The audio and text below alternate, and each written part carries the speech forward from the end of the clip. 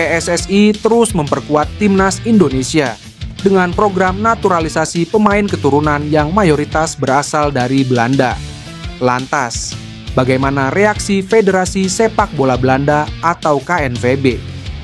Program naturalisasi yang cukup gencar dilakukan PSSI dalam beberapa tahun terakhir terbukti mengangkat prestasi timnas Indonesia di kancah internasional. Oleh karena itu, PSS terus mempersiapkan tim asuhan Shin Tae-yong tersebut agar bisa tampil maksimal. Salah satunya adalah mencari pemain-pemain keturunan yang bisa memperkuat timnas Indonesia. Dalam beberapa waktu terakhir, begitu banyak nama pemain keturunan yang beredar. Bahkan, beberapa di antaranya sudah menyatakan siap untuk menjalani proses naturalisasi. Jika mereka berhasil dinaturalisasi, timnas Indonesia akan lebih banyak diisi oleh pemain yang memiliki darah Belanda. Lantas, bagaimana reaksi KNVB dengan banyaknya pemain berdarah Belanda yang memperkuat timnas Indonesia? Sekjen KNVB sempat curhat soal ini.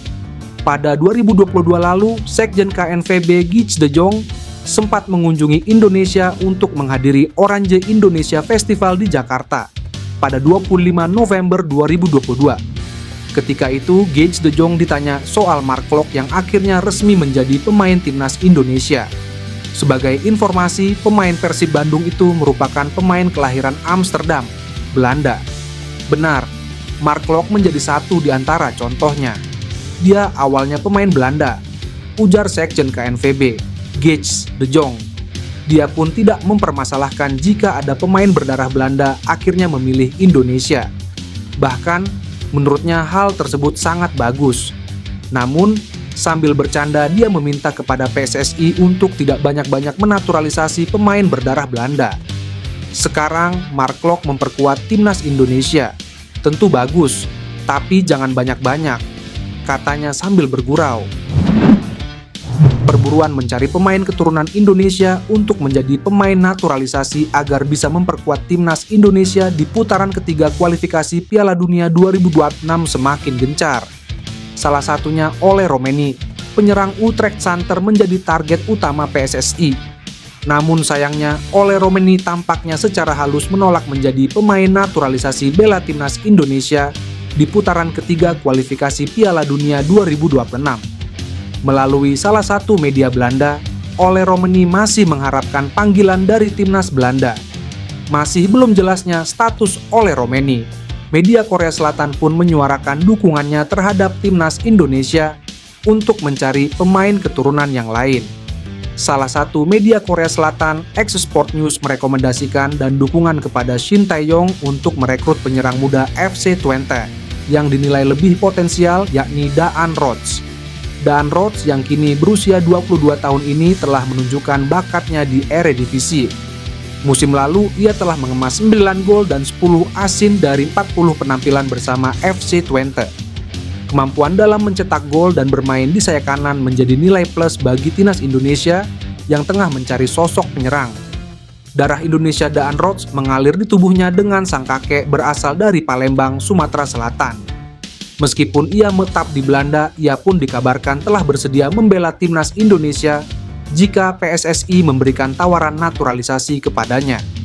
Memang Ole Romeni menjadi target utama Shin Tae-yong yang penampilannya lebih matang.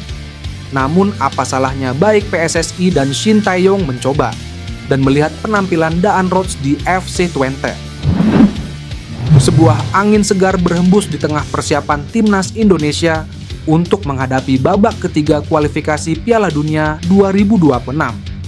Kiper naturalisasi Maarten Paes yang dinantikan kehadirannya semakin dekat untuk bisa membela skuad Garuda. Jadwal sidang di CAS yang akan digelar pada pertengahan Agustus mendatang menjadi titik terang bagi harapan para pendukung timnas Indonesia.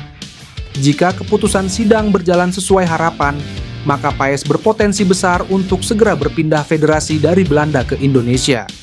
Kehadiran Paes diyakini akan menjadi kekuatan tambahan bagi lini belakang timnas Indonesia. Pasalnya, lawan-lawan yang akan dihadapi di babak ketiga ini tergolong berat, seperti Arab Saudi, Jepang, dan Australia.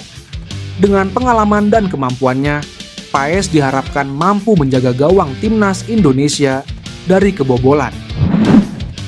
Media Vietnam, Soha Doc VN, ketakutan melihat aksi timnas Indonesia asuhan Shin Tae-yong di Piala AFF 2024. Soha menilai pengalaman Shin Tae-yong menangani timnas Indonesia dalam 5 tahun terakhir bakal menyulitkan para lawan skuad Garuda di Piala AFF 2024. Termasuk timnas Vietnam racikan Kim Sang-sik. Indonesia finalkan pelatih yang menangani mereka di Piala AFF 2024. Pelatih Kim Sang-sik akan kesulitan. Piala AFF 2024 menjadi pertama kali dua pelatih asal Korea Selatan, Shin Tae-yong dan Kim Sang-sik, saling berhadapan. Meski timnas Indonesia menurunkan pemain muda, pertemuan nanti menjanjikan dan menarik untuk ditunggu, kata Soha. Di Piala AFF 2024, Ketua Badan Tim Nasional Sumarji mengonfirmasi Shin Tae-yong tetap memimpin skuad Garuda di Piala AFF 2024. Hanya saja, timnas Indonesia tak akan menurunkan seluruh pemain terbaiknya. Sebab, pekan pembuka Piala AFF 2024 jaraknya berdekatan dengan kualifikasi Piala Dunia 2026 zona Asia, sehingga Shin Tae-yong akan menyiapkan dua tim. Tercatat, timnas Indonesia menjamu Arab Saudi di matchday ke-6 grup C, kualifikasi Piala Dunia 2026 zona Asia pada 19 November 2024. 5 hari berselang, timnas Indonesia sudah harus bersua Myanmar di laga pertama grup B Piala AFF 2024. Untuk Piala AFF 2024, timnas Indonesia turun dengan mayoritas pemain U23. Sejumlah pemain jebolan juara SEA Games 2023 seperti Ramadan Sananta dan Alfeandra Dewangga disinyalir bakal ikut serta di Piala AFF 2024. Pemain-pemain yang diproyeksikan mentas di SEA Games 2025 seperti Arkan Fikri juga berpotensi dibawa. Di Piala AFF 2024, timnas Indonesia tergabung di grup B bersama Vietnam, Myanmar, Filipina, dan Laos. Masing-masing tim akan melakoni 4 pertandingan dengan rincian 2 laga kandang dan tandang. 2 tim teratas berhak lolos ke semifinal Piala AFF 2024. Sementara itu, tim yang finish di posisi di bawahnya otomatis gagal lolos ke babak selanjutnya. Mencuat nama Mike Klein, pemain berposisi gelandang yang disebut-sebut bakal dinaturalisasi timnas Indonesia usai diketahui telah didekati kakak Irfan Bahdim. Beberapa waktu lalu, Arya Sinulinga selaku anggota Exco PSSI menyebut pihaknya tengah memproses sejumlah pemain keturunan untuk dinaturalisasi. Arya Sinulinga menyebut nama pemain yang bakal dinaturalisasi PSSI itu berada di luar prediksi. Hal ini disampaikan lewat video dalam kanal YouTube-nya. Sejumlah pemain yang sedang diproses naturalisasinya berposisi di belakang dan tengah. Sementaranya namanya urung disebutkan. Setelah pernyataan itu dilontarkan, muncul foto kakak Irfan Bahdim, Ferdi Bahdim, bersama Mike Klein. Seperti yang diketahui bersama, Ferdi Bahdim merupakan sosok yang selalu menjadi jembatan antara PSSI dengan pemain naturalisasi di Belanda. Pemain ini masih berusia 19 tahun dan diketahui memiliki keturunan Indonesia lewat sang nenek dari Surabaya.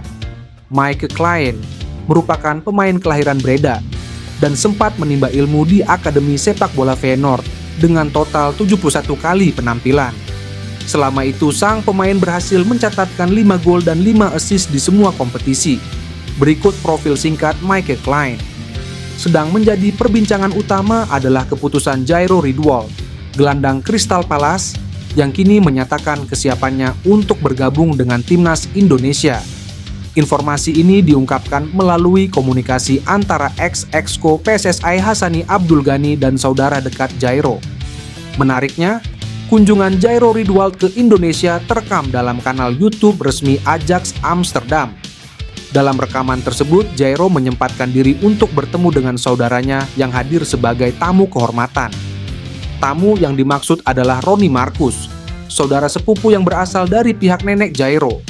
Ronnie Marcus adalah kerabat sepupu dari pihak nenek saya. Saya baru saja diberitahu bahwa ada seorang tamu yang menunggu di bawah. Sangat menggembirakan mengetahui bahwa dia adalah saudara kandung saya. Tentu saja saya merasa sangat senang bisa bertemu dengannya, ujar Jairo Ridwal.